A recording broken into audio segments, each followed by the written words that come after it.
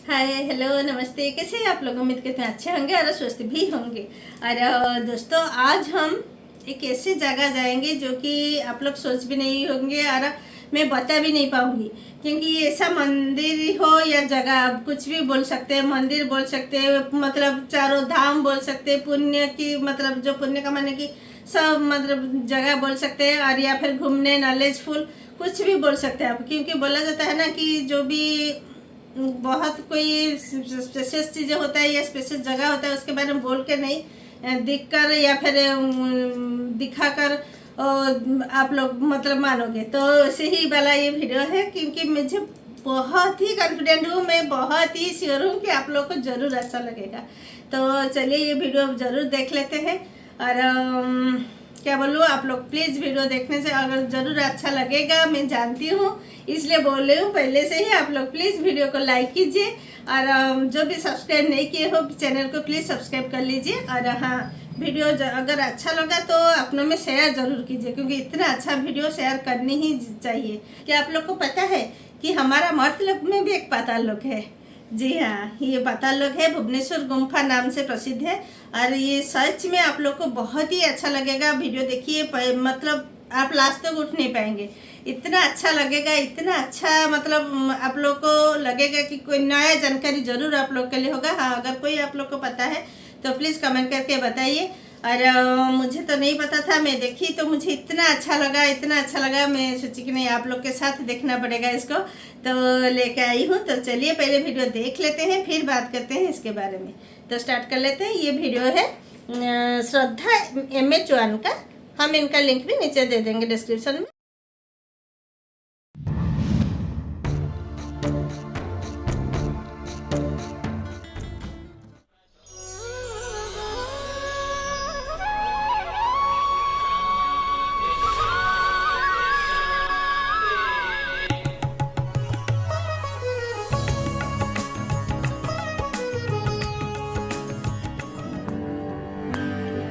लो, फिर हम चल पड़े आपको लेकर एक और तीर्थ स्थल की ओर।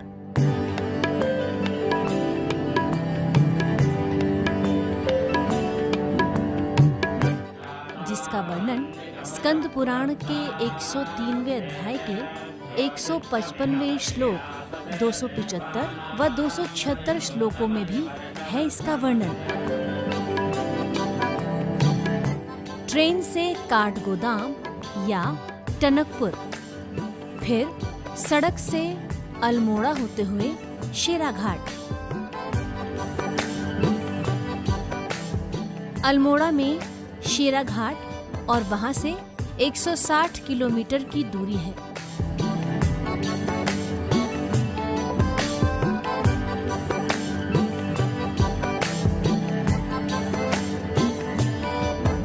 हम सारी रात सफर करते रहे, शहर दर शहर लांघते रहे।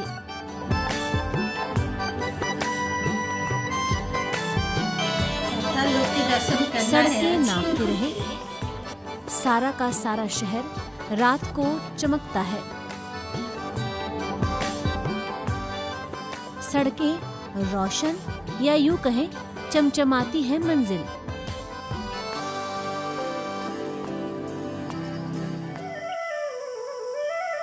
लो, रात गई, अब बनेगी बात, या यूं कहें कि अब होंगे दर्शन इस पावन भूमि के। काफी ऊंचाई है यहाँ। 103वें अध्याय के श्लोक 21 से 27 के अनुसार ये भूतल का सबसे पावन क्षेत्र है, जहाँ 4 धाम की यात्रा का फल यहाँ के दर्शनों से प्राप्त होता है। श्लोक 30 से 34 के अनुसार इसके समीप जाने मात्र से व्यक्ति 100 कुलों का उद्धार कर लेता है। आसपास का वातावरण हरा भरा। कहते हैं त्रेता युग में अयोध्या के सूर्यवंशी राजा ऋतुपर्ण जब एक जंगली हिरण का पीछा करते हुए इस गुफा में आए, तब उन्हें भगवान शिव सहित 33 करोड़ देवी देवताओं के दर्शन किए। कुल मिलाकर चमत्कारों का खजाना है। जितना जानोगे उतना हो जाओगे। प्रकृति में, ईश्वर की महिमा में। सोचने पर मजबूर आखिर है क्या, जब हम स्कंद पुराण के 103वें अध्याय के श्लोक 237 से 288 तक इस गुफा का वर्णन पढ़ते हैं, तभी एक अजीब सी अनुभूति होती है। अब तक बहुत सारे किंतु परंतु के साथ गुफा के दर्शन के लिए हम चल पड़े गुफा की ओर।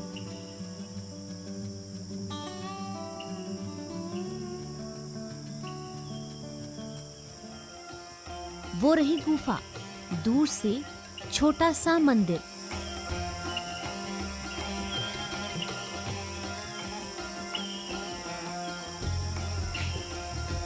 देवदार के वृक्षों में घिरा हुआ, बहुत मात्रा में जंगली जानवर हैं यहाँ।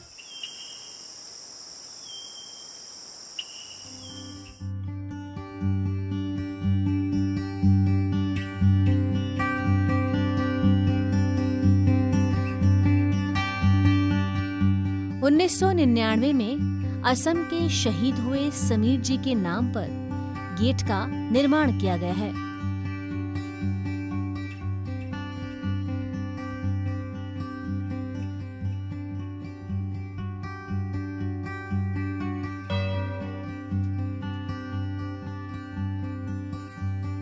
व्यास जी कहते हैं, मैं एक ऐसे स्थान का वर्णन करता हूँ जिसका स्मरण और स्पर्श ही सब पापों का नाश कर देता है। वे सरयू राम गंगा के मध्य है। नाम है पाताल भुवनेश्वर।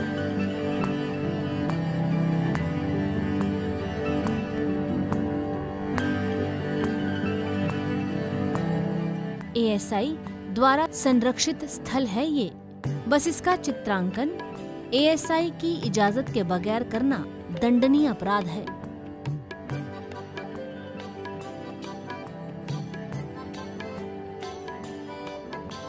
सुबह 9 बजे पुजारी जी इसको खोलते हैं और रात होने से पहले पहर दरवाजे बंद कर दिए जाते हैं।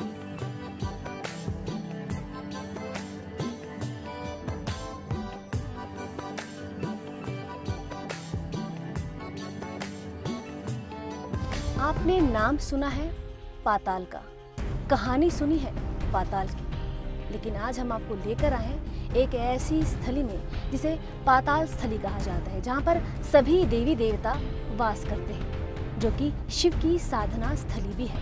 पांडवों का अज्ञातवास भी। कहते हैं यहाँ पर काल का मुख है जो अंदर की ओर जा रहा है, और इस सुरंग की गहराई 90 फीट है। हम इस सुरंग में जाएंगे सिर्फ आपके लिए।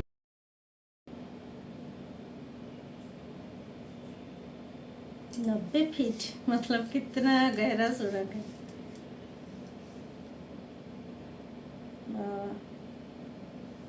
डेंजरस भी है।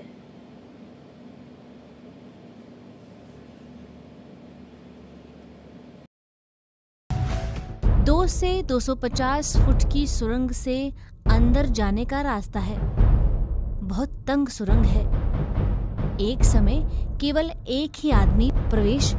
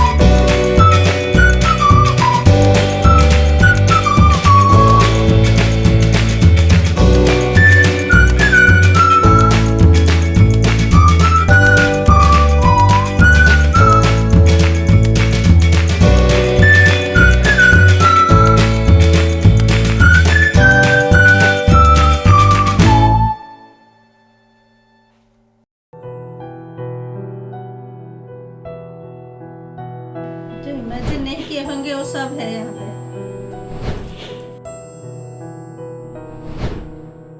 सबसे पहले दर्शन हुए शेषनाग जी के। पृथ्वी से जो है 82 सीढ़ी नीचे उतरे पाताल में। पाताल में जो है सबसे बड़े शेषनाग है। ये जो आप देख रहे हैं ये शेषनाग जी का फन है जो अलग अलग उनसे बने हैं। 7 फन है। और पाताल में बताया गया कि पृथ्वी को शेषनाग जी ने अपने ऊपर समाया है। इसके ऊपर का पटल जो नजर आ रहा है ये पृथ्वी है। शेषनाग जी ने पृथ्वी को अपने ऊपर धारण किया हुआ है और अपना मुंह खोला है और इनके मुंह से हमारा प्रवेश होगा। अब आप इनके मुंह के अंदर आकर देखेंगे तो इनके मुंह के अंदर ये इनके दांत हैं। शेषनाग जी ने अपने पूरे दांत दिखाए हैं। ये उनकी जीभ है। ये उनकी थैली है जिसमें जहर होता है। ये हर नाग के तलवे में होता है और इस नाग के तलवे में भी है। और ये जो आप देख रहे हैं 3 लोक बताए गए हैं।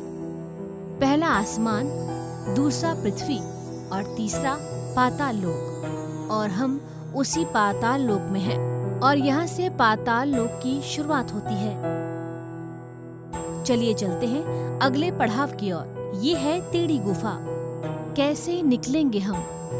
पर आदमी निकल जाता है।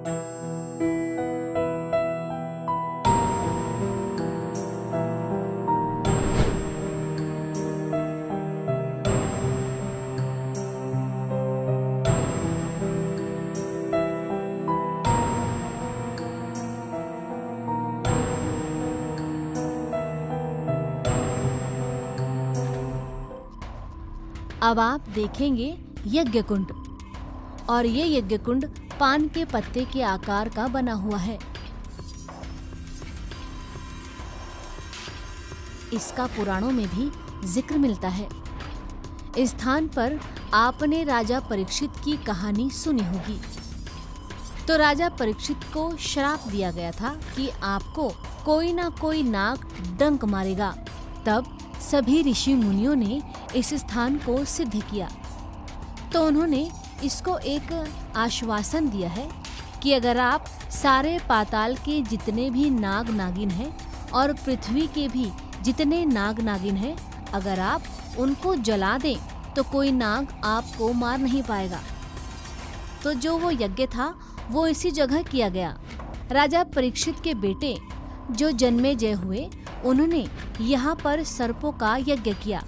इस कुंड में पाताल के जितने नाग थे वो पाताल में जलाए गए और पृथ्वी के जितने नाग थे वो पृथ्वी में जलाए गए, क्योंकि उन्होंने बीच का सॉल्यूशन निकाला है कि अगर कोई नाग जिंदा ही नहीं होगा तो कोई नाग उन्हें मार ही नहीं पाएगा।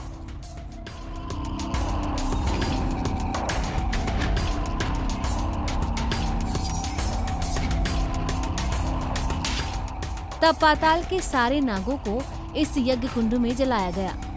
तब यहाँ से एक नाग तक्षक भाग गया जो आम की पेटी में था और बाद में उसी नाग ने राजा परीक्षित को मार दिया। तो वो तक्षक नाग जो है वो ये है। पंडित जी ने हमें तक्षक नाग के विषय में बताया।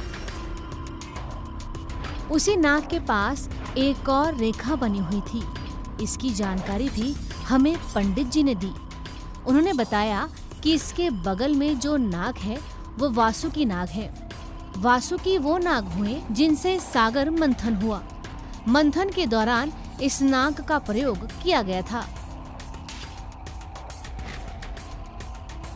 उस दौरान जो रास्ता बनाया गया था, जिसकी एक तरफ से देवताओं और दूसरी तरफ से राक्षसों को पकड़ा गया था, तो वो रास्ता उन्हीं का बनाया गया था।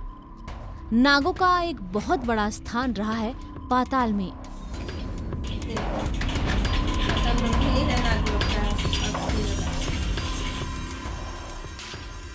यहीं पर इच्छाधारी नाग नागिन भी रहते हैं। स्कंद पुराण में भी इनका जिक्र है और ये नाग कभी कभी किसी पर्व पर यहाँ पर निकलते भी हैं। ऐसा आभास कई एक व्यक्ति द्वारा यहाँ पर बताया भी गया है।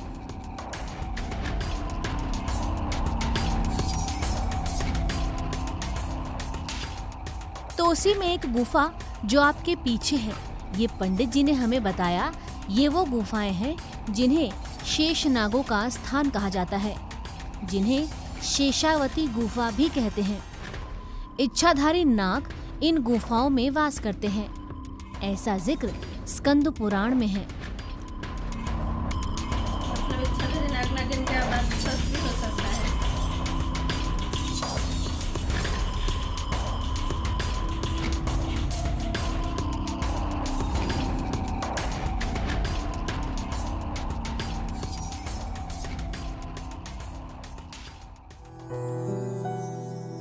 अब यहाँ से हम पाताल के अगले छोर की ओर चलेंगे।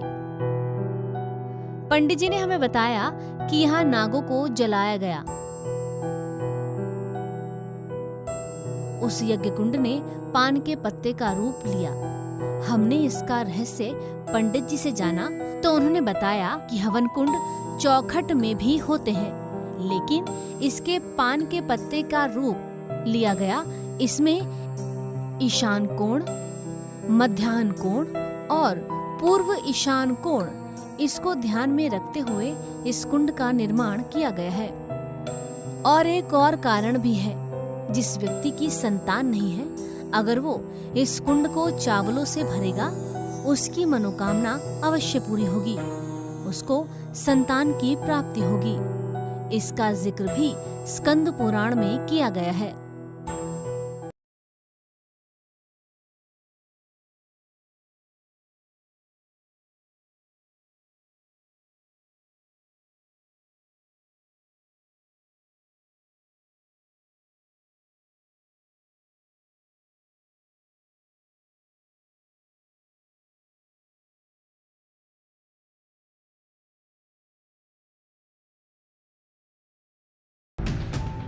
अब हम जो है जी पाताल के अगले छोर की ओर चलेंगे। जी चलिए। अब इसमें आप देखते जाएंगे, जी बहुत बड़ा रहस्य है इस पाताल का। जी इसमें आप देखिए, ये शेषनाग की रीढ़ की हड्डियां हैं, क्योंकि हमारा प्रवेश जो है शेषनाग जी के मुंह से हुआ है। हुआ है। जी जी अब हम उनकी पीठ के ऊपर कौन बता यानी सकता है हमको ये जो पाताल मतलब के पूरे नेचुरल दर्शन करने हैं, या फिर वो सब मतलब शेषनाग किस जी के तरह से अंदर ही दिख रहा अंदर है? हम करेंगे। रेड किया दिया।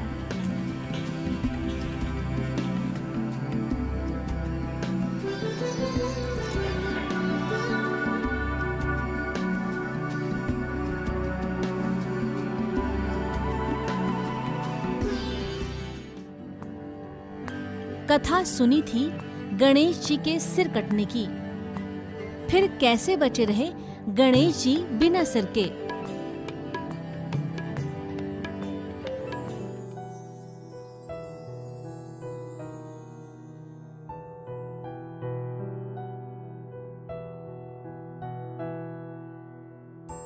हमने दर्शन किए आदि गणेश की पिंडी के। आदि का अर्थ हुआ प्रथम, जो सबसे पहले थे। उसके बाद भगवान शिव ने उनका सिर काट दिया।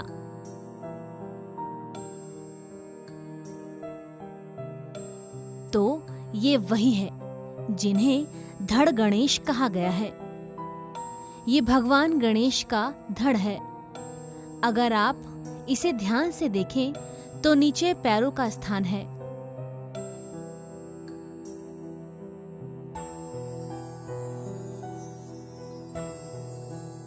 और अगर आप इसको गौर से देखते हैं तो ये उनकी भोजन नली है, ये इनकी श्वास नली है और ये गले की नसें हैं।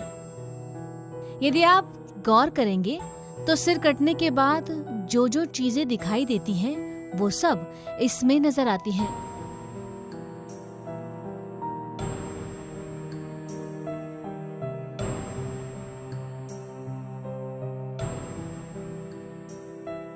यहाँ पर आकर लोग इनकी पूजा भी करते हैं और इन्हीं के ऊपर सहस्त्रदल कमल है। इस फूल की हर पंखुड़ी से जल निकलता है। इस फूल का जिक्र पुराणों में भी मिलेगा। जिस समय गणेश जी का सिर कटा था, इस कमल के फूल से भगवान शिव ने इनको जिंदा रखा। तो इस कमल के फूल से अमरत्व का छिड़काव किया गया था और जब तक हाथी का सिर नहीं जुड़ा तब तक उनको जिंदा रखा गया इस फूल से। ये महत्व है इस फूल का।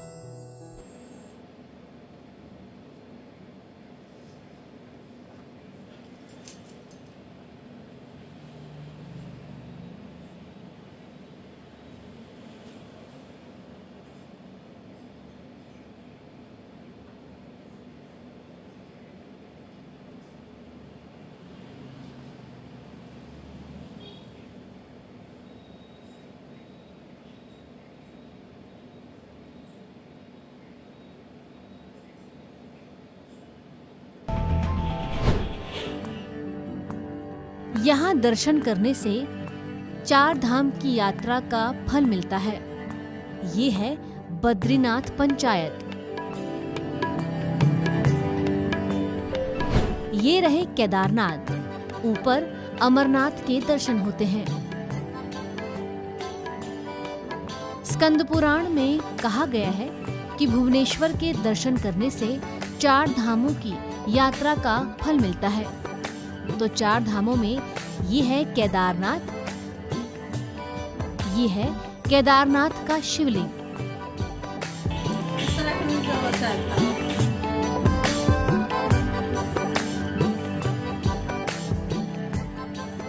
इसकी बगल में बद्री पंचायत है। इसमें विष्णु है, कुबेर है, लक्ष्मी है, गरुड़ है और यम है। उसी के ऊपर में अमरनाथ है, जिनके दर्शन आप करेंगे। ये अमरनाथ जी का शिवलिंग है और अंदर अमरनाथ जी की गुफा भी है।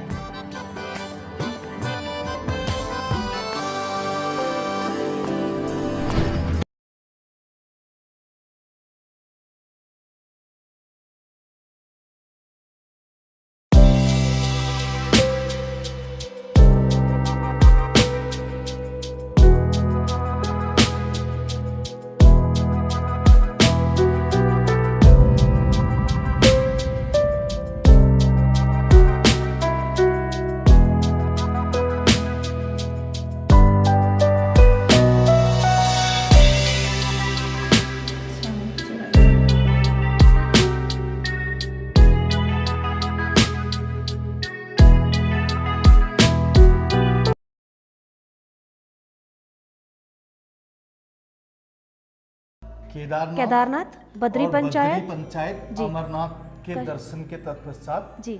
अब हम आपको ले चलेंगे काल भैरव जी के पास।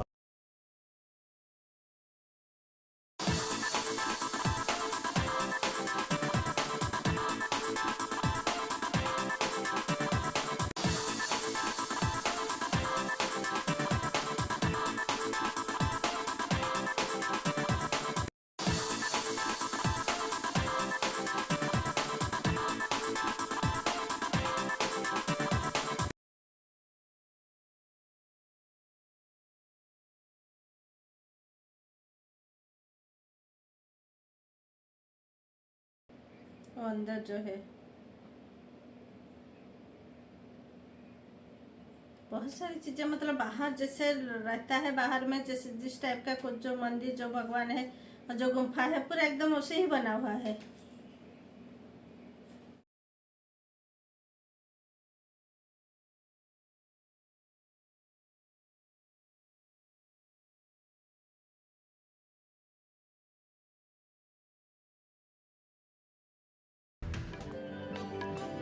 जिसको शिव झोली भी कहा जाता है और भगवान शिव का आसन भी है, जिसके 3 बंद हैं और अंदर शेर की खाल है।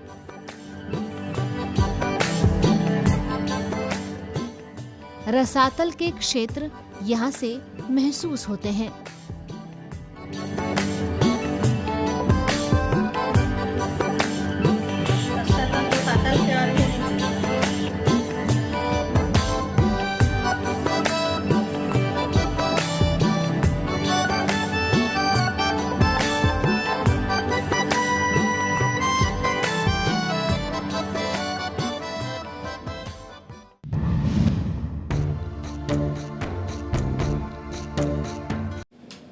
तो फ्रेंड्स कैसे लगा आपको? उम्मीद करती हूँ बहुत अच्छा लगा होगा। मतलब यार मुझे नहीं लग रहा है कि किसी को ये अच्छा नहीं लगा होगा, क्योंकि इतना खूबसूरत एरिया, मतलब क्या बताऊँ, मतलब देखते समय मेरा गूज़बम्स निकल रहा था। मतलब इतना ऐसे काम हुआ है, ऐसे इस टाइप का, मतलब पत्थर से, मतलब कोई बनाए तो भी ना बने इस टाइप का है अंदर, मतलब वो नेचुरली बना हुआ है। सोचिए, मतलब क्या बताऊँ इसके बारे में